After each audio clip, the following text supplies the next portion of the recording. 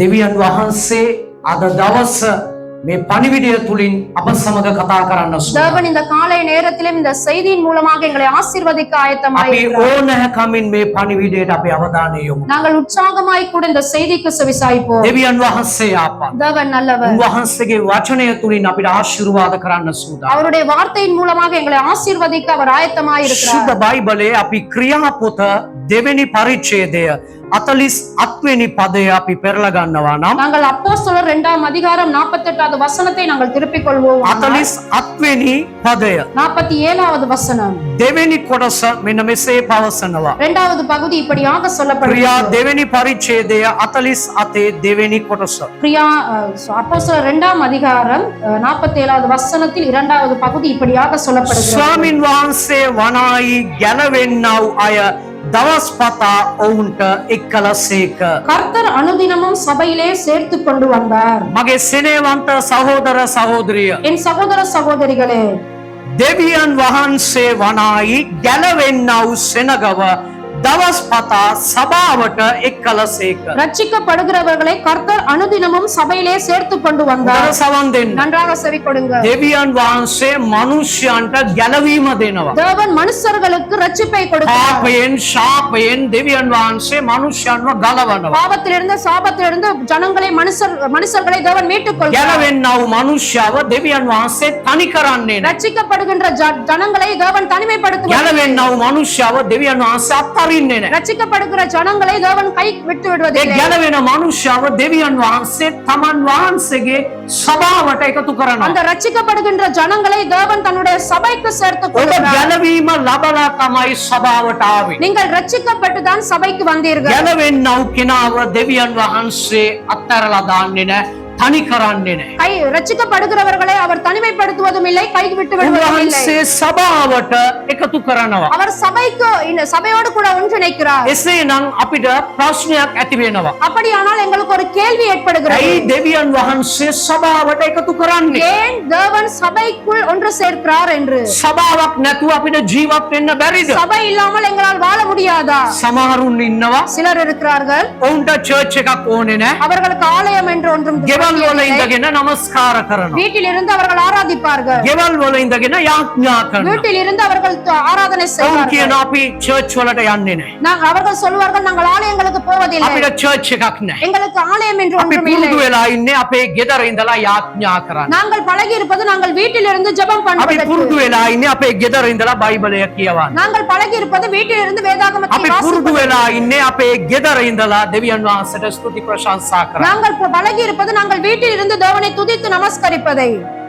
නමුත් එසේ කියන්නව් අය ஆனாலும் அப்படி சொல்கின்றவர்கள் බයිබලයේ සත්‍යතාවය දන්නේ නැහැ. வேதாகமத்தின் உள்ள சத்தியம் அவர்களுக்கு தெரியாது. බයිබලයේ සත්‍යතාවය මොනවද කියන්නේ? வேதாகமத்தில் சத்தியம் உங்களுக்கு என்ன ගැලවෙන சொல்லப்படுகிறது? මනුෂ්‍යව දෙවියන් වහන්සේ සභාවට එකතු කරනවා. ரட்சிக்கப்படுகின்ற ஜனங்களை கர்த்தர் அனுதினமும் சபையிலே சேர்த்து Hallelujah. வருகிறார் என்று. ஹalleluya. හලෙලූයා. ஹalleluya. මේ උදෑසන කරුණු කීපයක් ඔබ ඉදිරියේ තබන්න යනවා. இந்த காலை நேரத்திலே நாங்கள் 3 காரியங்களை பார்க்க போகின்றோம். කරුණු කීපයක්. ஒரு சில காரியங்களை ඇයි நாங்கள் දෙවියන් වහන්සේ ගැලවෙන්නව් සෙනගව සභාවට ගෙන එන්නේ? ஏன் ரட்சிக்கப்படுகின்ற ஜனங்களை தேவன் சபைக்கு அழைத்து ඇයි வருகிறார் ස්වාමීන් என்று. වහන්සේ ගෙන එන්නේ? ஏன் கர்த்தர் அழைத்து வருகிறார் මෙන්න என்று. දෙවියන් වහන්සේ අපිට උගන්වනවා. இந்த தேவன் எங்களுக்கு கற்பிக்கிறார். ඔබ පළමුවෙන් මා සමග පෙරලා ගන්නවා නම් முதலாவதாக நீங்கள் என்னோடு கூட திருப்பிக் கொள்வீர்களே ஆனால் යෝහන් සුභාරංචි පොත யோவான் சுவிசேஷ புத்தகம் 10 වෙනි පරිච්ඡේදය 10ஆம் அதிகாரம் 9 වෙනි පදය. 9வது வசனம். යෝහන් සුභාරංචි පොත யோவான் சுவிசேஷ புத்தகம் 10 වෙනි පරිච්ඡේදය 10ஆம் அதிகாரம் 9 වෙනි පදය. 9வது வசனம். දොරකඩ නම් මමය, යමෙක් මා කරන කොටගෙන ඇතුල් වේද ඔහු ආරක්ෂා කරනු ලැබ ඇතුළට සා පිටත ගොස් ගොදුරු ලබන්නේය. நானே வாசல், என் வழியாய் ஒருவன் உட்பிரவேசித்தால் அவன் ரட்சிக்கப்படுவான். அவன் உள்ளும் புறமும் என்று மேய்ச்சலை கண்டடைவான். යේසුස් වහන්සේ කියනවා இயேசு கிறிஸ்து சொல்லுகிறார், මම දොරකඩ. நான் வாசல். සභාව නැමති බැටළු ගාලේ දොරකඩ මමයි. சபையாகிய தொழுவத்தில் தொழுவத்திலே வாசல் நானே. මා තුලින් යමෙක් සභාවට එනවාද என் மூலம் யாராவது ஒருவன் சபைக்கு ඒ வருவானே සභාවේ ඒ බැටළුවන්ට මම ගොදුරු දෙනවා அந்த சபையிலே அந்த ஆடுகளுக்கு நான் வைக்கோலை கொடுப்பேன், මේචල් மேய்ச்சலை கொடுப்பேன். මේ බැටළුවන්ට මම භෝජනය දෙනවා இந்த ஆடுகளுக்கு நான் போஜனத்தை கொடுப்பேன் ඒ என்று. සභාවට දෙවියන් වහන්සේ මනුෂ්‍යයන්ව එකතු කරන්නේ ஏன் சபையிலே மனுஷர்களை தேவன் இணைக்கின்றார்? ඔබ බයිබලේ පරණ ගිවිසුම් පොත බලන්න நீங்கள் வேதாகமத்திலே பழைய ஏற்பாடு புத்தகத்தை பாருங்கள். මලාකි පොත மல்கியா පරණ புத்தகம், ගිවිසුමේ අන්තිම පොත பழைய ஏற்பாட்டிலே கடைசி புத்தகம், මලාකි පොත மல்கியா புத்தகம் 3 3ஆம் அதிகாரம் 10வது வசனம்.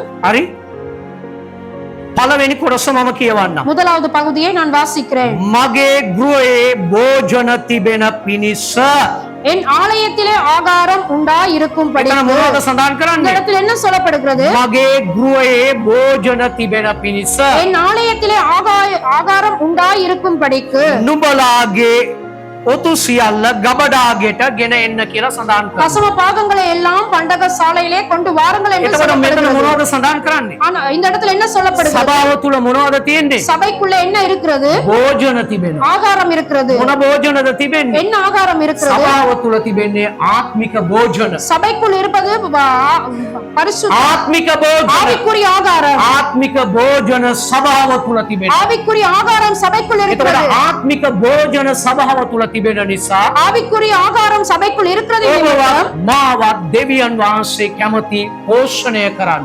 உங்களையும் என்னையும் தேவன் விரும்புகிறார் ඔබ போஷிப்பதற்கு. මේ සභාවට එන්න ඕනේ நீங்கள் இந்த சபைக்கு வர வேண்டும். நாங்கள் அறிந்து கொள்ள வேண்டும். සභාවට දෙවියන් වහන්සේ මනුෂ්‍යයන්ව ගේන්නේ ඇවිල්ලා ආත්මික භෝජනය දෙන්න சபைக்குள் தேவன் மனுஷர்களை அழைத்துக் கொண்டு வருவது ஏன் என்றால் ஆவிக்குரிய போஜனத்தை මෙතන අපි கொடுக்கும்படியாக. ශරීරයට නොවේ භෝජන දෙන්නේ இந்த இடத்தில் சரீரத்துக்கு அல்ல நாங்கள் போஷிப்பது, ආත්මික භෝජනය දෙන්න ஆவிக்குரிய ஆகாரத்தை நாங்கள் கொடுக்கிறோம். සතිපතා දේව මේ අවසන් වුණාම ඔබට තේ එකක් දෙනවා කේක් කෑල්ලක් එහෙම නැත්නම් බිස්කට් එකක් අපි දෙන්න පුළුවන් ஒவ்வொரு நாளும் ஒவ்வொரு ஞாயிற்றுக்கிழமை ஆராதனை முடிந்ததுக்கு பின்பதாக ஒரு கேக் துண்டும் ஒரு பிஸ்கட், அப்படி அல்லாவிட்டால் ஒரு தேநீரை உங்களுக்கு கொடுக்கலாம். ඒකෙන් ඔබේ බඩව පිරෙන්නේ නැහැ அதன் மூலமாக உங்களோட வயிறு நிரம்பாது. ගෙදරට යනකම් තියාගන්න පුළුවන් வீட்டுக்கு நீங்கள் போய் சேர மட்டும் அது கொஞ்சம் தங்கி இருக்கும் ඊට வயிற்றுக்குள். පස්සෙ දවල් කෑම උයලා ඔබ කනවා அதற்கு பிறகு நீங்கள் பகல் நேர ஆகாரத்தை சமைத்து நீங்கள் චර්ච් එක சாப்பிடுகிறீர்கள். ඇවිල්ලා ශරීරයට කෑම දෙන තැනක් නෙවෙයි ஆலயம் என்று சொல்லுவது சரீரத்துக்கு ஆகாரம் கொடுக்கிறதான இடம் அல்ல.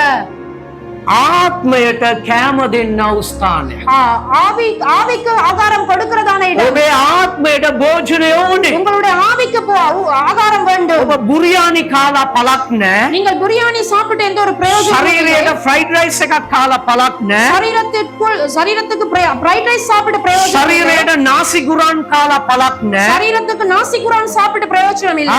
චපාති එහෙම නැතිනම් වෙන කෑමවල් කාලා පළක් නැහැ சப்பாத்தி அப்படி அல்லாவிட்டால் வேறு வேறு சாப்பாடுகள் சாப்பிட்டு பிரயோஜனம் இல்லை. ඔබේ ආත්මයට භෝජනය ලබා ගන්න ඕනේ உங்களுடைய ஆவிக்கு நீங்கள் ஆகாரத்தை பெற்றுக்கொள்ள வேண்டும். රසවත් භෝජනයක් දේව සභාවේ දෙවියන් වහන්සේ සෙනගට දෙනවා ஆமென். ருசியான ஆகாரத்தை தேவ சபையிலே ஜனங்களுக்கு தேவன் கொடுக்கிறார். ඉරිදා එන විට ஞாயிற்றுக்கிழமை வரும்போது අපි එන්න ඕනේ ආශාවෙන් මගේ ආත්මයට දෙවියන් වහන්සේ හොඳ භෝජනයක් දෙනවා நாங்கள் ஆசையோடு கூட வர வேண்டும். என்னுடைய ஆவிக்கு தேவன் ருசியான ஆகாரத்தை ඒ ආත්මික භෝජනය මම ලබා ගන්නවා அந்த ஆவிக்குரிய ஆகாரத்தை நான் ඒ பெற்றுக்கொள்ள භෝජනය ලබාගෙන ගෙදරට ගියාට පස්සේ මගේ ශරීරයට ලැබුණොත් තමයි அந்த ஆகாரத்தை பெற்றுக்கொண்டு நான் வீட்டுக்கு போனதுக்கு பின்பு என்னுடைய சரீரத்துக்கு ஆகாரம் கிடைத்தால் போதும் என்று நினைக்க வேண்டும். මගේ සහෝදර සහෝදරි என் சகோதர சகோதரிகளே, දෙවියන් වහන්සේ මුලින්ම ආත්මයට තමයි භෝජනය දෙන්නේ தேவன் முதலாவது ஆகாரத்தை கொடுப்பது ஆவிக்கு. ශරීර කෑම දෙවියන් වහන්සේ සපයයි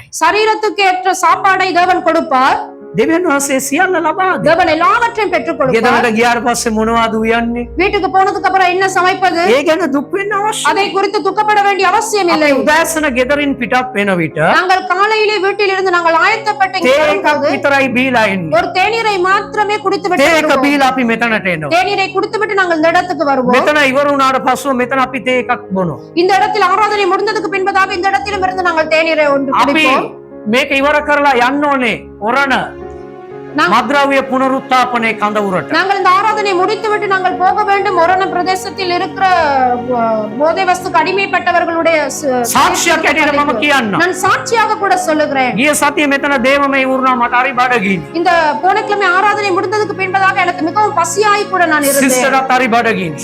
சகோதரி அவர்களுக்கும் மிகவும் பசியாய் இருந்தார்கள். දරුවන් දෙනාව ගිහිල්ලා දැම්මා අපි.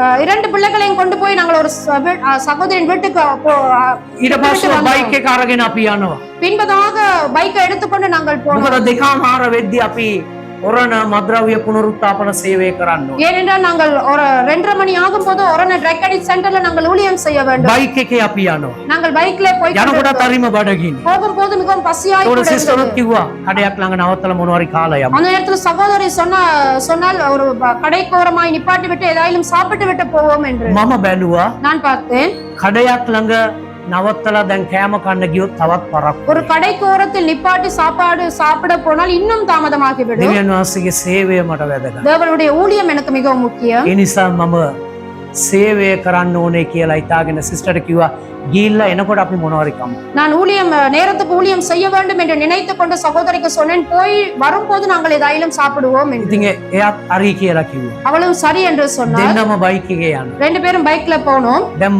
බයික් එකේ යනකොට මම හිතනවා நான் பைக்ல போகும்போது நான் சிந்தித்து கொண்டு போகிறேன். ස්වාමිනේ கர்த்தாவே, මේ වෙලාවේ ඇටියට ඔය කඩවල් වල බනිස් සරවා මේවා මට කන්න බෑ.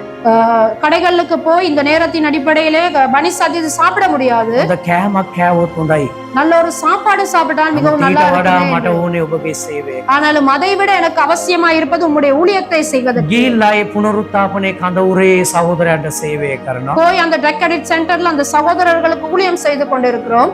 ගිය ගමන් මේ සහෝදරයාගෙන් ඇහුවා ඔබ හැමෝම දවල් කෑම කාලා තින්නේ කියලා. போன உடனே அந்த சகோதரர் அங்க இருந்த கூடியிருந்த சகோதரரிடத்தில் கேட்டோம், நீங்கள் எல்லோரும் சாப்பிட்டா இருக்கிறீர்கள் என்று. ඔවුන් කිව්වා ඌ අපි හැමෝම කාලා ඉන්නේ. அவர்கள் சொன்னார்கள், ஆம் நாங்கள் அனைவரும் சாப்பிட்டு தான் இருக்கிறோம். කාලා ඉන්නවා නම් උද්‍යෝගයෙන් පණිවිඩය අසන්න. சாப்பிட்டு இருப்பீர்களே ஆனால் உற்சாகமாய் கூட தவ செய்தியை கேளுங்கள் මම என்று කෑවේ නෑ නමුත් උද්‍යෝගයෙන් මම පණිවිඩය දෙන්නම් කියලා බයිබලය ඉගැන්නුවා උන්ට. நான் சொன்னேன், நான் சாப்பிடவில்லை ஆனால் உற்சாகமாய் கூட நான் வேதாகமத்தை கற்றுக் கொடுக்கிறேன் என்று நான் உற்சாகமாய் கூட வேதாகமத்தை அவர்களுக்கு கற்றுக் கொடுத்தேன். සේවය ඉවර කළා. ஊழியத்தை முடித்தோம். එළියට එන විට வெளியே ඒ வரும்போது සෙන්ටර් එක බාරව ඉන්නව සහෝදරයා அந்த ட்ரக் அடிக்ட் சென்டரின் பொறுப்பாக இருக்க உரிமையாளர் කිව්වා පාස්ටර් මටයි මගේ බිරිඳටයි අපේ දරුවන්ටයි රාත්‍රී භෝජනය දෙන්න ඕනේ කියලා. அந்த சகோதரன் சொன்னார், போதகரே எனக்கும் என்னுடைய மனைவிக்கும் என்னுடைய பிள்ளைகளுக்கும் ராப்போஜனம் நீங்கள் கொடுக்க வேண்டும். ඔවුන්ට යාඥා කරලා රාත්‍රී භෝජනය උන්ට දුන්නා. அவர்களுக்கு ஜெபம் பண்ணிவிட்டு ராப்போஜனத்தையும் அவர்களுக்கு ඊට கொடுத்தோம். පස්ව ඔහු කිව්වා පාස්ටර් යන්න එපා. பின்பதாக அவர் சொன்னார், போதகரே நீங்கள் போக வேண்டாம் என்று. අද අපි කෑමක් ලෑස්ති කළා. இன்று உங்களுக்கு என்று நாங்கள் சாப்பாடை ஆயத்தப்படுத்தினோம் என்று මට சொன்னார். හරි පුදුමයි. எனக்கு மிகவும் ஆச்சரியமாய் இருந்தது. මීට කලින් කවදාහක්වත් දවල් කෑමක් දීලා නෑ ඌ. இதற்கு முன்பதாக அவர்கள் எப்போதும் எங்களுக்கு பகல் நேர ஆகாரத்தை அவர்கள் ஆயத்தப்படுத்தினார்கள். පාස්ටර් ගොල්ලන්ට අපි දවල් කෑමක් ලෑස්ති කරලා තියෙනවා. பாஸ்டர் உங்களுக்கு என்று பகல் நேர ஆகாரத்தை நாங்கள் ஆயத்தப்படுத்தி இருக்கிறோம் என்று சொன்னார். ඊට පස්ව ඔහුගේ ගෙදරට ගියා. பின்பதாக அவருடைய வீட்டுக்கு போனோம். රසවත් බුරියානි එකක් ඔහුගේ අතින්ම ඔහු සූදානම් කරලා තිබුණා. ருசியான ஒரு பிரியாணி எங்களுக்காக அவர் அவருடைய கையினாலே செய்து அவர் ஆயத்தப்படுத்தி இருந்தார். ආමෙන්. ஆமென். දෙවියන් වහන්සේට ප්‍රශංසාව වේවා. தேவனுக்கு மகிமை உண்டாவதாக. බුරියානි එක දැකලා මම සන්තෝෂ වුණේ නෑ. பிரியாணியை பார்த்து நான் சந்தோஷப்படவில்லை. මගේ දෙවියන් වහන්සේ ගැන හිතලා මම සන්තෝෂ ஆமென். என்னுடைய தேவனை பார்த்து அவரை நினைத்து நான் අපි சந்தோஷப்பட்டேன். ආත්මික භෝජනයට ආශා වෙලා ඒ ආත්මික භෝජනය ලබා ගන්න විට ඒ ආත්මික භෝජනය දෙන විට මේ ශරීරයට ඕන කරන බුරියානි එක දෙවියන් වහන්සේ நாங்கள் ஆவிக்குரிய ஆகாரத்தை நாங்கள் நினைத்து ஆவிக்குரிய ஆகாரத்தை நாங்கள் கொடுக்கும் போது சரீரத்துக்கு தேவையான ஆகாரத்தை தேவன் பெற்றுக்கொள்வார். හලෙලූයා ஹalleluya හලෙලූයා ஹalleluya. ඔබේ ආත්මයට රසවත් කෑමක් ලබා ගන්න සෑම ඉරුදිනකම ஒவ்வொரு ஞாயிற்றுக்கிழமை உங்களுடைய ஆவிக்கு நீங்கள் ருசியான ஆகாரத்தை நீங்கள் මේ பெற்றுக்கொள்ளுங்கள். ඉරුදින ඔබ ලබා ගන්නව මේ ආත්මික භෝජනය තමයි ලබන ඉරුදින වෙනකම් ඔබ සමග තිබෙන්න යන්නේ. இந்த கிழமை நீங்கள் பெற்றுக்கொள்ள போகிற அந்த ஆவிக்குரிய ருசியான ஆகாரத்தை தான் வருகிற ஞாயிற்றுக்கிழமை முற்றும் நீங்கள் එතකොට සතියක් නැවිත් හිටියොත් මොනවද ஒரு වෙන්නේ? வாரம் வராமல் இருந்தால் என்ன நடக்கும்? ඒ සතියේ ආත්මයට ඔබ කෑම දුන්නේ නැහැ. அந்த வாரம் நீங்கள் உங்களுடைய ஆவிக்கு ஆகாரம் கொடுக்கவில்லை. ශරීරයට දෙනවා දීගෙනම ඉන්නවා. சரீரத்துக்கு கொடுக்கிறீர்கள் கொடுத்துக் கொண்டே இருக்கிறீர்கள். இருந்தார்கள். ආත්මයට කෑමක් වැටුන්නේ.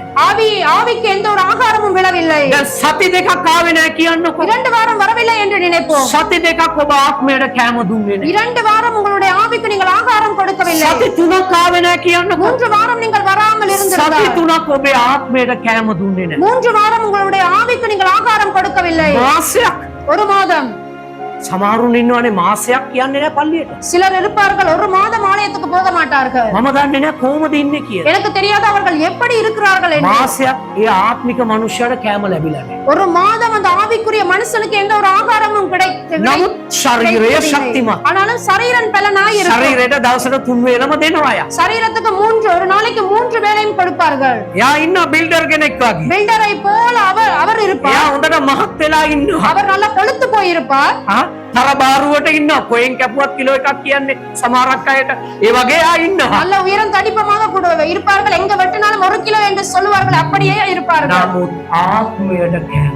ஆனாலும் ஆவிக்கு ஆகாரம் இல்லை. සහෝදරයා සහෝදරිය. என் சகோதர சகோதரிகளே, ඉරිදා දවස් ඔබ කඩ කරන්නේ. ஞாயிற்றுக்கிழமை தினங்களை நீங்கள் விட்டு விடாதீர்கள். මේ ඉරිදා දවස් ආත්මික කෑමක් ලබා ගන්න. ஞாயிற்றுக்கிழமை தினங்களிலே நீங்கள் ஆவிக்குரிய ஆகாரத்தை பெற்றுக் අපේ கொள்ளுங்கள். ජීවිතයට ආත්මික කෑම ඕනේ. எங்களுடைய வாழ்க்கைக்கு ஆவிக்குரிய ஆகாரம் අද வேண்டும். වෙනතුරු දෙවියන් වහන්සේ තුල ස්ථීරව ඉන්නේ ඒ ආත්මික කෑමෙන් අපි පෝෂණය වෙලා ඉන්න නිසා. ஆமென். நாங்கள் இம்மட்டும் தேவனுக்குள் நாங்கள் பலன் கொண்டு நிற்பது அந்த ஒவ்வொரு வாரமும் அந்த ஆவிக்குரிய ஆகாரத்தை நாங்கள் මේ பெற்றுக்கொள்வது සේවය තවදුරටත් අපි කරගෙන යන්නේ இந்த- ආත්මික කෑම අපි දවස් පතා දෙවියන් වහන්සේගෙන් ලබා ගන්න නිසා. இந்த ஊழியத்தை இன்னும் நாங்கள் செய்து கொண்டு போகிறோம். ஒவ்வொரு நாளும் அந்த ஆவிக்குரிய ஆகாரத்தை தேவனிடத்திலிருந்து நாங்கள் பெற்றுக்கொள்கிறது මේ நிமித்தமே. සේවය ජීවත් කරවන්නා වූ වචනේ සේවය. இந்த ஊழியம் என்ற இந்த ஊழியத்தின் பெயர் என்னவென்றால் வாழ வைக்கும் வார்த்தையின் ஊழியம். Word of Life Ministry කියලා අපි කියන්නේ. ඒ කියන්නේ ඔබව ජීවත් කරවන්නා වූ වචනය තමයි අපි දෙන්නේ. உங்களை வாழ வைக்கின்ற வார்த்தையை தான் நாங்கள் கொடுக்கின்றோம். Hallelujah. ஹalleluya. ඒ නිසා තමයි දෙවියන් වහන්සේ ඔබව සභාවට ගෙනෙන්නේ. ஆகையால் தான் சபைக்கு தேவன் உங்களை அழைத்துக் கொண்டு මේ வருகிறார். සභාවට ඔබ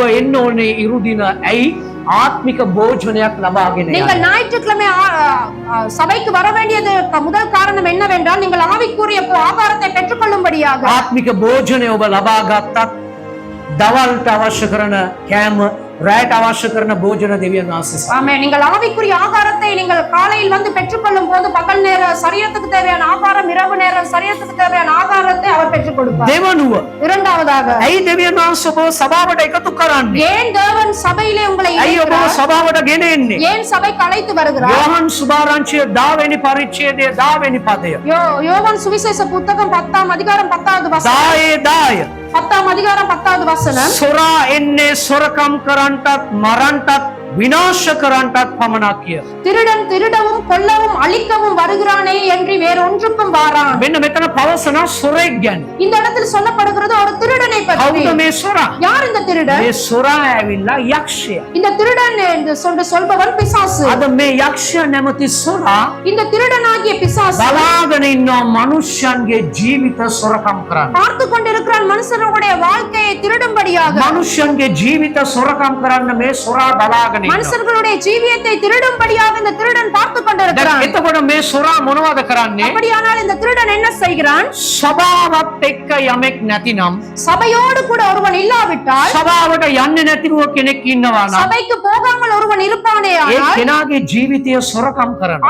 அந்த நபருடைய வாழ்க்கையை அவன் திருடி விடுவான். ඒ කෙනාගේ ආත්මික ජීවිතය මරන්න වෑයම් කරනවා. அந்த மனுஷனுடைய ஆவிக்குரிய வாழ்க்கையை அழிக்க கொள்ள அவன் முயற்சி. සභාව කියන්නේ ඔබට රැකවරණයක් ලැබෙන්නා වූ ස්ථානය. சபை என்று சொல்லுவது உங்களுக்கு ஒரு பாதுகாப்பு கவசத்தை මතක கொடுக்கிறதா තියාගන්න. வேண்டும். ஞாபகத்தில் ඔබ வைத்துக் චර්ච් கொள்ளுங்கள். එකේ ඉන්න තුරු நீங்கள் ஆலயத்தில் இருக்கும் மட்டும் යක්ෂයා ඔබට අත ගහන්න බෑ. பிசாசால் முடியாது உங்களுக்கு கை යක්ෂයාට බෑ வைப்பதற்கு. ඔබට අත තියන්න. பிசாசுக்கு முடியாது உங்களுக்கு கை චර්ච් එක வைப்பதற்கு. ඇවිල්ලා ආරක්ෂා සහිත ස්ථානයක්. ஆலயம் என்று சபை என்று சொல்வது உங்களுக்கு ஒரு பாதுகாப்பு සභාවත් கவசத்தை එක්ක கொடுக்கிறதா வேண்டும். සම්බන්ධතාවයක් නැති කරගන්න විට சபையோடு கூட தொடர்பை நீங்கள் ஏற்படுத்திக் கொள்ளும் போது යක්ෂයා ඔබව විනාශ කරන්න බෑ. பிசாசால் உங்களை அழிக்க முடியாது. මොකද 1 පේත්‍රස් 5 වෙනි පරිච්ඡේදයේ 8 වෙනි පදයේ පවසනවා. ஏனென்றால் 1 பேதுரு 5ஆம் அதிகாரம் 8வது வசனத்தில் சொல்லப்படுகிறது. යක්ෂයා ගොරවන සිංහෙක් වගේ ඉන්නවා මනුෂ්‍යයන්ව ගිලගන්න බලාගෙන. ஏனென்றால் பிசாசானவன் இருக்கிறான் கெர்ச்சிக்கிற சிங்கத்தை போல மனுஷனை எப்போது விழுங்கலாமோ என்று வகை தேடிக்கொண்டு. එක පේතරස් 5:8 සඳහන් කරනවා. 1 பேதுரு 5ஆம் அதிகாரம் 8வது வசனத்தில் அப்படியாக ඔබව சொல்லப்படுகிறது. ගිලගන්න ඔබව විනාශ කරන්න යක්ෂයා බලාගෙන ඉන්නවා. உங்களை விழுங்குவதற்கு உங்களை அழிப்பதற்கு பிசாசு பார்த்து නමුත් கொண்டிருக்கிறான். ඔබ සභාවක් තුල ඉන්න විට ஆனாலும் நீங்கள் ஒரு சபைக்குள் இருக்கும் போது යක්ෂයාට ඉඩක් ලැබෙන්නේ නැහැ. பிசாசுக்கு எந்த ஒரு இடமும் Hallelujah. ஹalleluya. යක්ෂයාට කිසිසේත් ඉඩක් ලැබෙන්නේ නැහැ. பிசாசுக்கு எந்த ஒரு நேரத்திலும் எந்த ஒரு இடமும் கிடைக்காது. මොකද චර්ච් එක කියන්නේ ආරක්ෂා සහිත ස්ථානයක්. ஏனென்றால் சபை என்று சொல்லுவது ஒரு பாதுகாப்பு கவசத்தை கொடுக்கிறதான ஒரு இடம். යක්ෂයාට දන්නා මෙයා චර්ච් එකේ ඉන්න කෙනෙක්. பிசாசுக்கு தெரியும் இவர்கள் ஆலயத்தில் இருக்கிறவர்கள். අත තියන්න බෑ. கை வைக்க முடியாது. ලං වෙන්න බෑ. கிட்டி சேர முடியாது. මොකද ඒ චර්ච් එකේ යාට ආරක්ෂාවක් තිබෙනවා. ஏனென்றால் அந்த சபையிலே அவர்களுக்கு ஒரு பாதுகாப்பு இருக்கிறது. මේ චර්ච් එකේ ඔබට ආරක්ෂාවක් තිබෙනවා යක්ෂයාගෙන්. இந்த சபையிலே உங்களுக்கு ஒரு பாதுகாப்பு இருக்கிறது பிசாசின் இடத்தில் විනාශ කරන්න බෑ. அழிக்க முடியாது. ඔබේ පවුල විනාශ කරන්න உங்களுடைய බෑ. குடும்பத்தை அழிக்க ඔබේ முடியாது. දරුවන්ව විනාශ කරන්න බෑ. உங்களுடைய பிள்ளைகளை அழிக்க ඒ முடியாது. නිසා තමයි දෙමව්පියන්ටත් අපි කියන්නේ දේවස්ථානෙට එන විට ඔබේ දරුවන්වත් එක්කගෙන එන්න. ஆகையால் தான் பெற்றோர்களுக்கு நாங்கள் சொல்லுவது ஆலயத்துக்கு வரும்போது உங்களுடைய பிள்ளைகளை நீங்கள் அழைத்துக் கொண்டு ඔබේ வாருங்கள் என்று. දරුවන් එන්න ඕනේ. உங்களுடைய பிள்ளைகள் வர දේව வேண்டும். සභාව තුල දරුවන්ට රැකවරණයක් ආරක්ෂාවක්. தேவ சபைக்குள்ளே அந்த பிள்ளைகளுக்கு ஒரு பாதுகாப்பு ஒரு பாதுகாப்பு ඒ இருக்கு. ආරක්ෂාව ඔබට ලැබෙන්නේ. அந்த பாதுகாப்பு உங்களுக்கு கிடைக்க போகிறது. ඒ නිසා බයිබලයේ සඳහන් ஆகையால் வேதாகமத்தில் சொல்லப்படுகிறது දෙවියන් වහන්සේගේ ගෘහයට උන්වහන්සේ ගෙනල්ලා ඔබව ලැබුවේ ඔබට ආරක්ෂාවක් දෙන්න. தேவனுடைய சபைக்கு உங்களை கொண்டு வந்து தேவன் வைத்தது உங்களுக்கு ஒரு பாதுகாப்பை கொடுக்கும் வண்ணமாக என்று. තුන් වෙනුව බයිබලයේ අපිට පවසනවා. மூன்றாவதாக வேதாகமத்தில் எங்களுக்கு ඔබ சொல்லப்படுகிறது. කරලා ගන්න මා සමග. நீங்கள் என்னோடு கூட திருப்பிக் கொள்ளுங்கள். ගීතාවලිය 92 වෙනි පරිච්ඡේදය 13 වෙනි පදය. சங்கீதம் 92:13வது வசனம். ගීතාවලිය 92 13. சங்கீதம் 92:13. ගීතාවලිය 92 13. சங்கீதம் 92:13. ස්වාමින්ගේ ගෘහයේ ඉඳුවන ලද්දෝ අපේ දෙවියන් වහන්සේගේ මිදුල් වල සපලවන්නෝය. 15 වෙනි පදය. ඔහු මාළු වයසේදී පළ දෙමින් සාරවත් වන්නෝය. සස්රික වන්නෝය. கர்த்தருடைய ஆலயத்திலே நாட்டப்பட்டவர்கள் எங்களுடைய தேவனுடைய பிரகாரங்களிலே செழித்திருப்பார்கள். 15வது வசனம். அவர்கள் முதிர் வயதிலும் கனி தந்து புஷ்டியும் பசுமையுமாய் இருப்பார்கள். බලන්න දෙවියන් වහන්සේගේ ගෘහය තුල ඉඳුවන ලද මනුෂ්‍යයන් பாருங்க, கர்த்தருடைய ஆலயத்திலே நாட்டப்பட்ட மனுஷர்கள் ඔවුන් සපලවත් වෙනවා. அவர்கள் එතකොට செழிப்படைவார்கள். චර්ච් එකක් ඔබට අවශ්‍යයි. அப்படியானால் சபை உங்களுக்கு அவசியம். ඇයි ඔබේ ජීවිතය සපලවත් වෙන්න? ஏனென்றால் உங்களுடைய வாழ்க்கை செழிப்படையும்படியாக. සපලත්වය ලැබෙන්නේ දේව සභාවෙන්. செழிப்பு கிடைப்பது தேவ சபை கூட. මතක තියාගන්න. ஞாபகத்தில் வைத்துக் கொள்ளுங்கள். සභාවේ ඉස යේසුස් වහන්සේ. சபையின் தலை இயேசு கிறிஸ்து. එතකොට අපි සභාවක ඉන්න විට அப்படியானால் நாங்கள் சபைக்குள் இருக்கும் போது ඒ ඉස කරන කොටගෙන සපලත්වය අපේ ජීවිතයට එනවා. அந்த சபை அந்த தலையை அடிப்படையாக கொண்டு அந்த சபை தலைக்குள்ளாக ඔබ මේ ஆசீர்வாதம் සභාවේ உங்களுக்கு ගසක් கிடைக்கும். ඇටියට පැලවෙලා ඉන්නවා නම් நீங்கள் இந்த சபையிலே மரமாக நாட்டப்பட்டிருப்பீர்களே ஆனால் ඔබ සපලවත් වෙන්න යනවා. நீங்கள் செழிப்படைய போகிறீர்கள். 15 පදේ සඳහන් කරනවා 15வது வசனத்தில் சொல்லப்படுகிறது. මාළු වයසේදී முதிர் வயதிலும் පළ දෙමින් கனி தந்து සාරවත් වෙනවා. புஷ்டியும் பசுமையுமாய் இருப்பீர்கள். සස්රික වෙනවා. பசுமையாய் இருப்பீர்கள். වයසට ගියත් வயது சென்றாலும் මැලි වෙලා යන්නේ. நீங்கள் சோர்ந்து போக மாட்டீர்கள். වයසට ගියත් முதிர் வயது ඔබ சென்றாலும் දුර්වල වෙන්නේ නැහැ. நீங்கள் பலனடைந்து போக ඔබ மாட்டீர்கள். සස්රික වෙනවා. நீங்கள் ඔබ செழிப்படைவீர்கள். සාරවත් වෙනවා. நீங்கள் புஷ்டியுமாய் බලන්න මේ பசுமையாய் දේව இருப்பீர்கள். ගෘහේ பாருங்கள், இந்த தேவ ஆலயத்தில் අවුරුදු 70ට වැඩි පිරිසක් ඉන්නවා. 70 வயதுக்கு மேற்பட்டவர்கள் இருக்கிறார்கள். කීප දෙනෙක් ඉන්නවා. ஒரு சிலர் இருக்கிறார்கள். අවුරුදු 70 නියලා අම්මලා තාත්තලා ඉන්නවා. 70 வயசுக்கு மேற்பட்ட தாய் தகப்பன்மார்கள் இருக்கிறார்கள். සමහරුන් සතිපතා එනවා දේව ගෘහයට. சிலர் ஒவ்வொரு வாரமும் வருவார்கள் தேவ ஆலயத்துக்கு.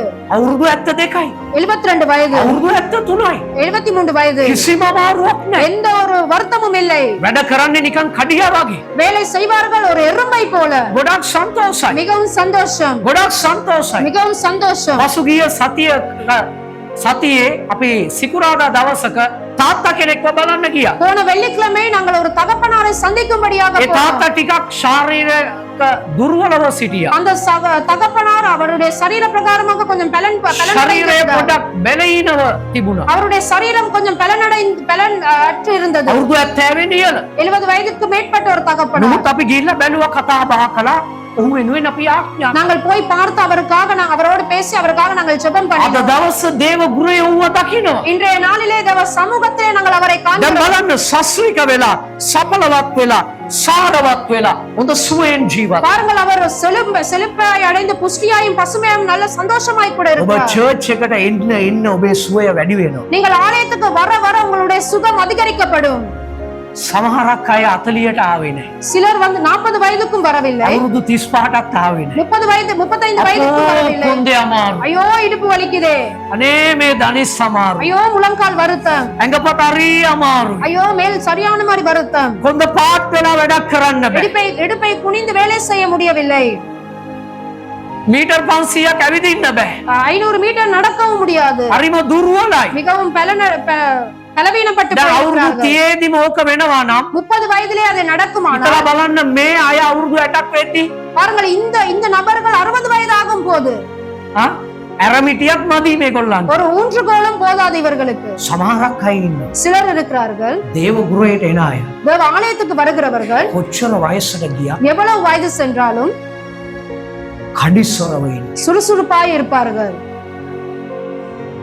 ශක්තිමත්ව ඉන්නේ. பலன் கொண்டு இருப்பார்கள், ඇවිදිනවා කියන්නේ පුදුම විදියට. வேகமாய் கூட நடப்பார்கள், බයිස්කල් පදිනවා. பைஸ்கல் ஓட்டுவார்கள். අපේ පර්සි බ්‍රදර් තාම බයිස්කල් පදිනවා. எங்களுடைய பர்சி அங்கிள் இன்னும் பைஸ்கல் ஓட்டுகிறார். අවුරුදු 70කට වැඩි.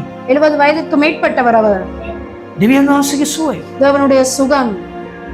සංවත්සර දවස මෙතන දේශනා කරපු ඒ පාස්ටර්ට අවුරුදු 80යි. තාම බයික් පදිනවා. எங்களுடைய ஆண்டு விழாவின் போது இந்த இடத்தில் பிரசங்கித்த போதகருடைய வயது 80 வயது, இன்னும் அவர் பைக் ஓட்டுகிறார். අවුරුදු 65 අවුරුදු 70 දී ඔහුට තිබුණේ පල්සර් බයික් එකක්. 65 60 வயதிலே அவருக்கு இருந்தது வந்து ஒரு பல்சர் பைக். අවුරුදු 70 දී ඔහුට ලොකු පල්සරයක් තිබුණේ. 70 வயதிலும் அவருக்கு பெரியது ஒரு பல்சர் பைக் இருந்தது. දැන් ස්කූටි බයික් එකක් පදින අවුරුදු 80 දී. ஆனாலும் இப்போது அவருக்கு 80 வயது ஸ்கூட்டி பைக் ஓடுகிறார். එදා අපේ දේවස්ථානයට ආවේ බස් එකේ. அன்று எங்களுடைய தேவ ஆராதனைக்கு வந்தது பஸ்ஸிலே. ඒ පෙට්‍රල් ප්‍රශ්නය නිසා තමයි ඔහු බස් එකේ ආවේ. නැත්නම් බයික් එකේ උට එන්න පුළුවන්. பெட்ரோல் பிரச்சனை நிமித்தமே அவர் பஸ்ஸில் வந்தார், இல்லாவிட்டால் அவர் பைக்கில் வந்திருப்பார். ඔබ දේව සභාවට එන විට நீங்கள் தேவ சபைக்கு வரும்போது ඔබේ ශරීරය ශක්තිමත් වෙනවා. உங்களுடைய சரீரம் பலன் கொண்டு இருக்கும். ඔබ සස්ත්‍රික වෙනවා. நீங்கள் பசுமையாய் இருப்பீர்கள். වයසට ගියා வயது சென்றாலும் කොණ්ඩේ ඉදුණත් ප්‍රශ්නයක් නැහැ. முடி நரைத்தாலும் பிரச்சனை இல்லை, රැවුල ඉදුණත් ප්‍රශ්නයක් නැහැ. தாடி நரைத்தாலும் பிரச்சனை இல்லை, අම රැලි වැටුණත් ප්‍රශ්නයක් නැහැ. தோல் சுருக்கப்பட்டாலும் பிரச்சனை இல்லை. ශක්තිය බලය பலன் බයිබලයේ පවසන මෝසෙස් කියනවා දේව මනුෂ්‍යයා මැරෙන විට ඔහුට අවුරුදු 120ක්. மோசே என்கின்ற தேவ ஊழியர் மரிக்கும் போது அவருக்கு 120 வயது. බයිබලයේ සඳහන් කරන ඔහුගේ ස්වභාවික ශක්තිය අඩු වුණේ නැහැ. வேதாகமத்தில் சொல்லப்படுகிறது அவருடைய சரீர பிரகாரமான பலன் குறைந்து ඔහුගේ போகவில்லை ඇස් என்று. ගැනීම දුර්වල වුණේ அவருடைய නැහැ. கண் பார்வை குன்றி போகவும் இல்லை என்று. මෙන්න දෙවියන් වහන්සේගේ සභාව තුල රැඳෙන්න අවශ්‍ය. இதோ தேவ சபைக்குள் தரித்திருக்கிறதான ஜனங்கள், සහෝදර සහෝදරි என் சகோதர சகோதரிகளே, දේව සභාවට ප්‍රිය කරන්න. தேவ சபையை நீங்கள் நேசியுங்கள், දේව සභාවට එකමුතු වෙන්න. தேவ சபையோடு கூட இணையுங்கள். අරින්න එපා දේව සභාව. தேவ சபையை விட்டு விடாதீர்கள். මොනවා සිදු වුණත් කමක් என்ன නැහැ. நடந்தாலும் பிரச்சனை දේව இல்லை. ගෘහයට මම යන විට අමුතු සුවයක් අමුතු ஆமென். ශක්තියක්. தேவ ஆலயத்துக்கு வரும்போது பெரிதான ஒரு சந்தோஷம், பெரிதான ஒரு உற்சாகம் கிடைக்கும். ඉරිදා උදේ නැගිටින විට බඩේ කැක්කුමක්ද? ஞாயிற்றுக்கிழமை காலை எழும்பும் போது வயிற்று வலியா? බඩේ කැක්කුම හේතුවක් කරගන්න එපා. வயிற்று வலியே ஒரு காரணமாக බඩේ கொள்ள வேண்டாம். කැක්කුමත් එක්ක එන්න. வயிற்று வலியோடு கூட ඔබ வாருங்கள். යන විට සුවය ලබාගෙන යනවා. நீங்கள் வரும்போது சுகத்தை Hallelujah. எடுத்துக்கொண்டு போவீர்கள். ஆமென். ඉරිදා උදේට ඉසේ කැක්කුමක්ද? காலை ஞாயிற்றுக்கிழமை காலை தலை வருத்தமா? ඒක ලොකුවට හිතන්න එපා. பெரிதாக எண்ண வேண்டாம். ඔබ එන්න දේව පහමුලට. நீங்கள் வாருங்கள் தேவ ඔබ பாதத்துக்கு. යන විට සම්පූර්ණ සුවය ලබාගෙන ඔබ යන්න. நீங்கள் போகும்போது பரிபூரண சுகத்தோடு கூட நீங்கள் ඉරිදා උදේ එන විට செல்வீர்கள். කොණ්ඩේ අමාරුවක්. ஞாயிற்றுக்கிழமை வரும்போது இடுப்பு வருத்தமா? මෙතනට ඇවිල්ලා ඔබ නමස්කාර කරන්න. இந்த இடத்துக்கு வந்து நீங்கள் ஆராதியுங்கள். නමස්කාර කරන විට ඒ කොණ්ඩේ අමාරුව සම්පූර්ණයෙන්ම ඔබගෙන් ඉවත් වෙනවා. நீங்கள் நின்று கொண்டு ஆராதிக்கும் போது அந்த இடுப்பு வருத்தம் அப்படியாகவே அகன்று போகும் உங்களை සමහරක් விட்டு. අය අපිට කියලා තියෙනවා. சிலர் எங்களுக்கு சொல்லி இருக்கிறார்கள், චර්ච් එකට එනකොට අමාරුවෙන් ආවේ. நான் ஆலயத்துக்கு வரும்போது மிகவும் கஷ்டமாய் கூட வந்தேன். නමුත් ප්‍රශංසා වෙලාවේ අමුතු බලයක් මට ලැබුණා. ஆமென். ஆனாலும் துதி ஆராதனை நடக்கும் போது அந்த நேரத்தில் எனக்கு பெரிதான ஒரு சுகம் கிடைத்தது. பாஸ்டர் ஜெபிக்கிறதான நேரத்தில் பெரிதான ஒரு வல்லமை எனக்கு கிடைத்தது. இப்போது நான் சுகம் සන්තෝෂයෙන් යනවා. சந்தோஷத்தோடு கூட கடந்து போவார்கள். ඇඟපත අමාරුව, மேல் வருத்தம், මේවා අපි ලොකු කරගන්න නැතුව மேல் வருத்தம் අපි இவைகளை தேவ நாங்கள் பெரிதுபடுத்திக் சபாවට கொள்ளாமல் என நாங்கள் தேவ ஆராதனைக்கு வரும்போது தேவன் முழுமையாக எங்களுக்கு சுகத்தை பெற்று தருவார். සමහරක් අයට කැස්සක් ආවත් හරි බයයි. சிலருக்கு வந்து ஒரு இருமல் வந்தாலும் பயம். චර්ච් එකට ගිහිල්ලා කයින්න බෑ මට. ஆலயத்துக்கு வந்து என்னால் இரும முடியாது. හැමෝම මාදියා බලයි. எல்லாமே என்னை திரும்பி பார்ப்பார்கள். කැස්සක් තිබුණොත් එන්න මෙතනට ආවට පස්සේ ඔබ කයින්නේ නැහැ. இந்த இருமல் இருந்தாலும் பரவாயில்லை, நீங்கள் இந்த இடத்துக்கு வாருங்கள். இந்த இடத்துக்கு வந்ததுக்கு பிறகு நீங்க இரும දෙවියන් மாட்டீங்க. වහන්සේ ඒක නතර කරයි. தேவன் அதை நிறுத்தி මෙතන விட்டு තියෙන්නේ சொல்வார். ලෙඩ නෙවෙයි සුවය. இந்த இடத்துல இருப்பது வியாதிகள் அல்ல, චර්ච් එක நோய்கள் அல்ல, කියන්නේ சுகம். හීලින් සෙන්ටර් එකක්. සුව කරන්නා වූ මධ්‍යස්ථානයක්. ஆலயம் என்று சொல்லுவது வந்து நோய்களை අසනීප අය එන්න ඕනේ චර්ච් එකට. வியாதிப்பட்டு இருப்பவர்கள் வர வேண்டியது ஆலயத்துக்கு. මෙතන අපි දෙනවා ටැබ්ලට් එක. இந்த இடத்தில் நாங்கள் கொடுப்போம் மாத்திரையை. දෙවියන් වහන්සේගේ වචනය නැමැති ටැබ්ලට් එක. தேவனுடைய வார்த்தையாகிய மாத்திரையை நாங்கள் கொடுப்போம். යාඥාව නැමැති ඇන්ටිබයොටික් එකක් දෙනවා අපි. ஜெபமாகிய ඇන්ටිබයොටික්. ஆன்டிபயோட்டிக்கை நாங்கள் கொடுப்போம். சரி இல்லையா? දවස් දෙකක් කෑවේ නැද්ද? 2 நாள் එන්න சாப்பிடவில்லையா? මෙතන සේලෙන් එකක් නදලා යවන්නම් අපි. நீங்கள் இந்த இடத்துக்கு வாருங்கள், ஒரு சேலனை ஏற்று நான் இந்த இடத்துல இருந்து அனுப்புகிறோம். ඉස්පිරිතාලයට ගිහිල්ලා 2000 ගණන් 3000 ගණන් 5000 ගණන් දීලා සල්ලි නාස්ති කරා. வைத்தியசாலைக்கு போய் 2000 5000 கொடுத்து நீங்கள் சும்மா பணத்தை செலவழிக்க வேண்டாம். දේශනාවක් ආලා යන්න. பிரசங்கத்தை கேட்டுவிட்டு செல்லுங்கள். සේලෙන් එකට වඩා අමුතු ශක්තියක්. ஆமென். சேலனை விட Hallelujah. பெரிதான உற்சாகம் Hallelujah. உங்களுக்கு கிடைக்கும். ஹalleluya. දෙවියන් වහන්සේගේ පාමුල රසය දැනගන්න. தேவனுடைய பாதத்திலே ருசியை நீங்கள் அறிந்து கொள்ளுங்கள், புரிந்து கொள்ளுங்கள். ස්වාමීන් වහන්සේගෙන් ඉල්ලන්න. தேவனிடத்தில் கேளுங்கள். ස්වාමීනි සෑම දිනම දේව පාමුලට යන්න. கர்த்தாவே, நான் ஒவ்வொரு வாரமும் தேவ பாதத்துக்கு போக வேண்டும். සමහරක් අය මට කියනවා சிலர் எனக்கு சொல்லுவார்கள், පාස්ටර් කෙනෙක් නිසා වා චර්ච් එකක් කරන නිසා හැම ඉරිදාම වා යන්න ඕනේ. பாஸ்டர், நீங்க ஒரு பாஸ்டர் என்கின்றது நிமித்தம், நீங்கள் ஒரு ஆலயம் செய்கிறது நிமித்தம் ஒவ்வொரு வாரமும் நீங்க ஆலயத்துக்கு போக வேண்டும். එයා නොගියොත් එන මිනිස්සුන්ට කවුද දේශනා කරන්නේ?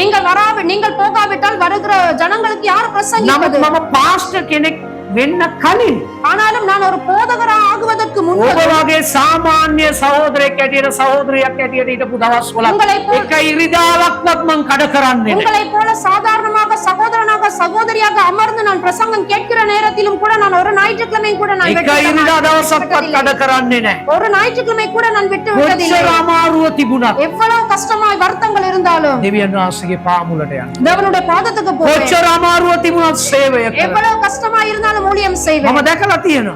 நான் கண்டிருக்கிறேன். මගේ ශරීරය ගොඩාක් දුර්වලව තිබෙනවා සමහරක් විට. சில நேரத்தில் என்னுடைய சரீரம் மிகவும் මට பலவீனப்பட்டு තේරෙනවා මම වැටෙන්න යනවා. எனக்கு விளங்கும், நான் விழப்போகிறேன் என்று. උණ ඇති වෙලා காய்ச்சல் ஏற்பட்டு ඇඟපත අමාරුයි. மேல் வருத்தம்.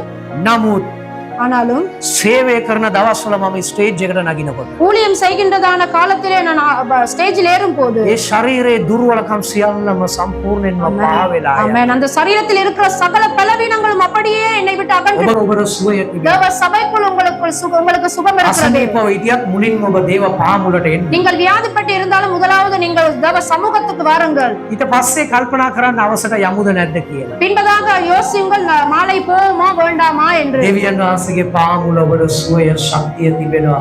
සස්රික වෙනවා. ඔබ සඵලවත් වෙනවා. தேவனுடைய பாதத்திலே உங்களுக்கு சுகம் பலம் உண்டு. நீங்கள் புஷ்டியாய் பசுமையாய் கூட இருப்பீர்கள், அவசானம். செழிப்படைவீர்கள்.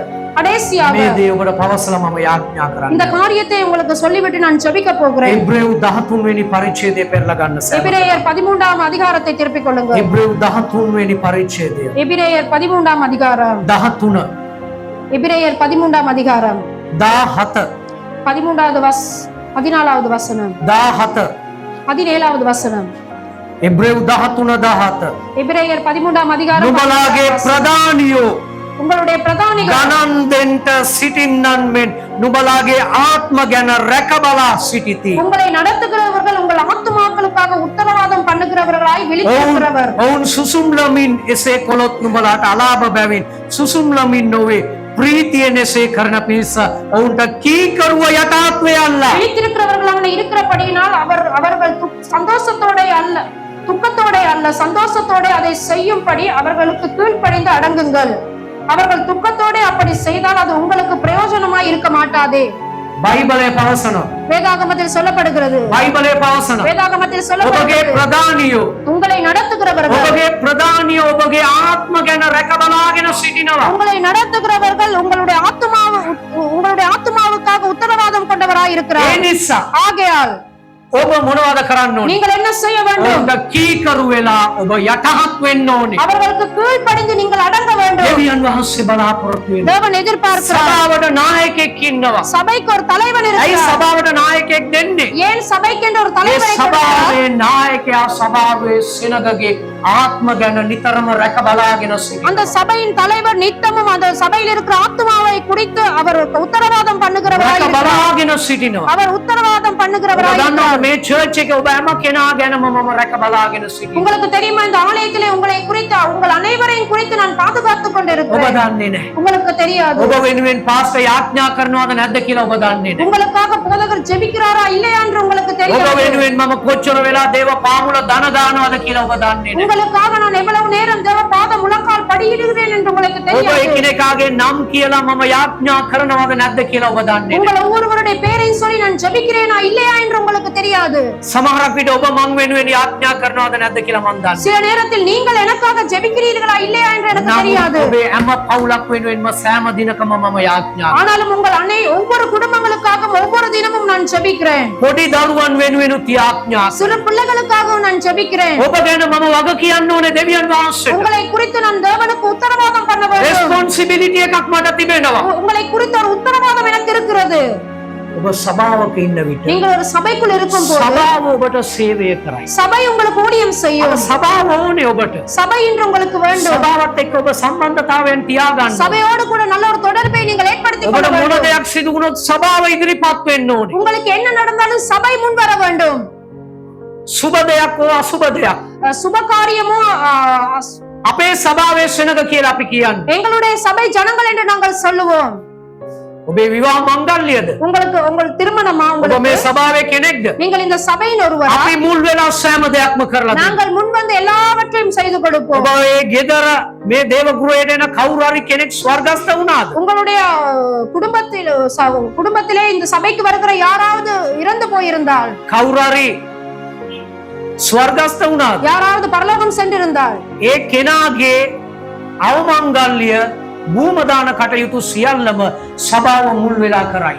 அந்த நபருடைய எல்லா இறுதி கிரியைகள் அடக்க ஆராதனை எல்லாவற்றையும் சபை முன் வந்து செய்யும். ඔබ බය වෙන්න අවශ්‍ය නැහැ. நீங்கள் பயப்பட வேண்டிய அவசியம் இல்லை. සභාව තිබෙනවා. சபை இருக்கிறது. ඔබේ දරුවන්ව කැප කරන්න. உங்களுடைய பிள்ளைகளை ඔබේ දරුවන්ට වතුර බෞතිස්ම දෙන්න. உங்களுடைய பிள்ளைகளுக்கு தண்ணீர் ஞானஸ்தானம் கொடுப்பதற்கு, ඔබ වෙනුවෙන් සේවය කරන්න සභාවක් ඕනේ. உங்களுக்காக ஊழியம் செய்ய சபை வேண்டும். ඔබට church එකක් ඕනේ. உங்களுக்கு ஒரு ஆலயம் வேண்டும். හැම තැනම දුවගෙන ඉන්න බෑ. எல்லா இடத்திலும் ஓடிக்கொண்டிருக்க முடியும். ස්ථානයක් ඕනේ. எங்களுக்கு ஒரு சபை வேண்டும். church එකක් ඕනේ. ஆலயம் வேண்டும். ඔබේ දුව වැඩිවියටපත් වුණාද? உங்களுடைய மகள் பெரிய மனுஷி ஆயினால், ක්‍රිස්තියානි පිළිවෙලට සෑම දෙයක්ම කරන්න ඔබට සභාවක් ඕනේ. கிறிஸ்தவ ஒழுங்குமுறையின்படி எல்லா காரியங்களையும் செய்வதற்கு உங்களுக்கு சபை வேண்டும். දේව සභාව ඕනේ. தேவ சபை வேண்டும். සභාව සූදානම් නිතරම සේවාවන් කරන්න. சபை ஆயத்தமா இருக்கிறது நித்தமும் உங்களுக்கு ஊழியம் මේ செய்வதற்கு. church එක සූදානම් ඔබට ඕනම සේවයක් කරන්න. இந்த ஆலயம் ஆயத்தமா இருக்கிறது உங்களுக்கு வேண்டிய ஒரு ஊழியத்தை செய்வதற்கு. සමහරක් අය ඔර රාසෙන් කරගන්නවා. ඒ ගැන ප්‍රශ්නයක් නෑ. சிலர் ரகசியமாய் கூட செய்து கொள்வார்கள். அதே ඒක උන්ට නිදහසක් තිබෙනවා. அவர்களுக்கு ஒரு சுதந்திரம் නමුත් இருக்கிறது. සභාවේ සෙනගගේ වගකීම ஆனாலும் சபை ஜனங்களுடைய ஒரு යමක් பொறுப்பு. සිදු වුණාම ஏதாயிலும் ஒரு காரியம் நடந்தால் සභාවට දැනුම් දෙන්න. சபைக்கு அறிய கொடுக்க வேண்டும். සභා පාලකතුමාට දැනුම් දෙන්න. சபையின் போதகருக்கு அறிய ඒතකොට கொடுக்க ඒ සභා வேண்டும். පාලකතුමා මුල් වෙලා සෑම දෙයක්ම යාපත් ලෙස කිතුණු පිළිවෙලට කරයි. அப்போது சபை போதகர் முன் வந்து எல்லாவற்றையும் கிறிஸ்தவ ஒழுங்குமுறையின்படி ஒழுங்காய் செய்து கொடுப்பார். ඒ සියල්ල සිදු වෙන්න ඕනේ. அவை எல்லாமே நடக்க வேண்டும். ඒ පිණිස තමයි දෙවියන් වහන්සේ සභාවට එකතු කරන්නේ. ஆமென். அது நிமித்தமே Hallelujah. தேவன் சபைக்குள் உங்களை Hallelujah. இணைத்தார். ஹalleluya. ඔබ නිකමට ආවේ නැහැ. நீங்கள் சும்மா வரவில்லை. ඔබ නිකමට ආවේ නැහැ. நீங்கள் சும்மா வரவில்லை. ඔබ මේ දේව ගෘහයේ මෙම්බර්ස්ලා ඔබ සමාජිකයන්. நீங்கள் இந்த ஆலயத்திலே அங்கத்தவர்கள். ඔබ මේ දේව ගෘහයේ සේවක සේවිකාවන්. நீங்கள் இந்த ஆலயத்திலே ஊழியம் செய்கிற ඔබට ஊழியக்காரி ஊழியக்காரர்கள். වරප්‍රසාද තිබෙනවා, බෙනිෆිට්ස් තිබෙනවා. உங்களுக்கு ஒரு வரப்பிரசாதம் இருக்கிறது. ඔබේ බෙනිෆිට්ස් ඔබේ වරප්‍රසාද ඔබ ලබා ගන්න ඕනේ. அந்த வரப்பிரசாதத்தை நீங்கள் பெற்றுக்கொள்ள வேண்டும். සභාවත් එක්ක ඔබ හිතවත්කමක් ඇති කරගන්න. சபையோடு கூட ஒரு ஐக்கியத்தை ஏற்படுத்திக் கொள்ளுங்கள். සභාවට එන්න. சபைக்கு வாருங்கள். එකමුතුකමක් ගොඩනගන්න. ஐக்கியத்தை கட்டி எழுப்புங்கள். දෙවියන් වහන්සේගේ ආශිර්වාද. தேவன் உங்களை ஆசீர்வதிப்பாராக. Hallelujah. ஹalleluya. සියලු දෙනාම நாங்கள் அனைவரும் எழுந்திருப்போம். නැගිට අපි යාඥා කරලා අවසන් කරමු. நாங்கள் எழுந்திருந்து ஜெபம் பண்ணி முடித்து දෙයස් போவோம். වසාගෙන உங்கள் கண்களை மூடிக்கொண்டு सर्व बलधारी प्रेमे दिव्य சர்வ வல்லமை உள்ள அன்பின் தேவனே, ಯೇಸುವಿನ ನಾಮವನ್ನು ಬಗ್ಗೆ ಪಾಮುಲට இயேசுவின் நாமத்தினால் உமது பாதம் வருகிறோம். ස්වාමිනේ ඔබ වහන්සේ ගලවා ගත්තා වූ සෑම කෙනෙක් වෙනුවෙන් ස්තුතියි. கர்த்தாவே, நீ ரட்சிப்பை கொடுத்த ஒவ்வொருவருக்காக உமக்கு நன்றி. ඔබ ගැලවීම දීලා වුණ මේ සභාවට එකතු කළා. நீ ரட்சிப்பை கொடுத்து அவர்கள் இந்த சபைக்குள் நீங்கள் අද මේ அழைத்தீர்கள். සභාවට එකතු වෙලා සිටින වූ සියල්ලන් වෙනුවෙන් ස්තුතියි. இன்று இந்த சபையில் இணைந்திருக்கிற ஒவ்வொருவருக்காக உமக்கு நன்றி. දෙවි පියාණනි ඔබ වහන්සේ ආශිර්වාද කරා. தேவ பிதாவே, நீங்கள் ஆசீர்வதியும். ඔබ වහන්සේ අද අපිට කරුණු කීපයක් කතා කළා. இன்றைய நாளில் நீங்கள் ஒரு சில காரியங்களை எங்களோடு கூட பேசினீர்கள். සභාව තුල ආත්මික භෝජනය ඔබ ලබා දෙනවා. சபைக்குள் ஆவிக்குரிய ஆகாரத்தை நீங்கள் பெற்றுக் கொடுத்தார்கள். සභාවේ අපිට ආරක්ෂාවක් තිබෙනවා. சபையில எங்களுக்கு ஒரு பாதுகாப்பு இருக்கிறது. සභාවේ ඔබ වහන්සේ අපිව සඵලවත් කරනවා. சபையிலே நீங்கள் எங்களை செழித்தோங்க செய்கிறீர்கள். සභාවේ ඔබ වහන්සේ අපි වෙනුවෙන් නායකයෙක්ව ලබා දෙනවා. சபையிலே எங்களுக்காக நீங்கள் ஒரு தலைவனை வைத்திருக்கிறீர்கள். ඔහු තුලින් සහ සභාව තුලින් අපිට ඔබ වහන්සේ සේවාවන් ලබා දෙනවා. அவர் மூலமாக சபைக்கு மூலமாக நீங்கள் எங்களுக்கு ஊழியத்தை பெற்று මේ தருகிறீர்கள். වරප්‍රසාද උරුම කරගෙන இந்த வரப்பிரசாதங்களை அவர்கள் ඔබේ சுதந்தரித்துக் දරුවන් கொண்டு ජීවත් වෙන්න உமது பிள்ளைகள் வாழ සෑම කෙනෙකුටම කරුණාව දුන්න. அனைவருக்கும் கிருபையை கொடுங்க. ආශිර්වාද කරන්න. ஆசீர்வதியுங்க. ආශිර්වාද කරන්න. ஆசீர்வதியுங்க. මේ පණිවිඩය අසාගෙන සිටින්නා. இந்த செய்தியை මේ கேட்டுக்கொண்டிருக்கிற, පණිවිඩය නරඹමින් සිටින්නා. இந்த செய்தியை பார்த்து கொண்டிருக்கிற සියලු දෙනාට ආශිර්වාද කරන්න. அனைவரையும் ஆசீர்வதியுங்க. ඔවුන්ගේ නිවස් වලට ආශිර්වාද. அவர்களுடைய வீடுகளை ඔවුන්ගේ ஆசீர்வதியுங்க. පවුල් වලට ආශිර්වාද. அவர்களுடைய குடும்பங்களை දේව ஆசீர்வதியுங்க. ආශිර්වාද ලැබේවා. தேவ ஆசீர்வாதம் கிடைக்கட்டும். ජීවමාන යේසුස් ක්‍රිස්තුස් වහන්සේගේ නාමයෙන්. ஜீவனுள்ள இயேசு கிறிஸ்துவின் நாமத்தினாலே දවසනෝ මෙමිනියව අය ලබන ඉරු දින දේව පාපවලට එන කරුණාව. இன்றைய நாள் வராதவர்கள் வரும் கிழமை தேவ ஆலயத்துக்கு வர கிருபை கொடுங்க. යේසුස් වහන්සේගේ මරණ දුන්නා. இயேசு கிறிஸ்துவின் உன்னத நாமத்தினாலே. ආමේන්. ஆமென். ආමේன். ஆமென். හalleluya. ஹalleluya. Hallelujah. ஹalleluya.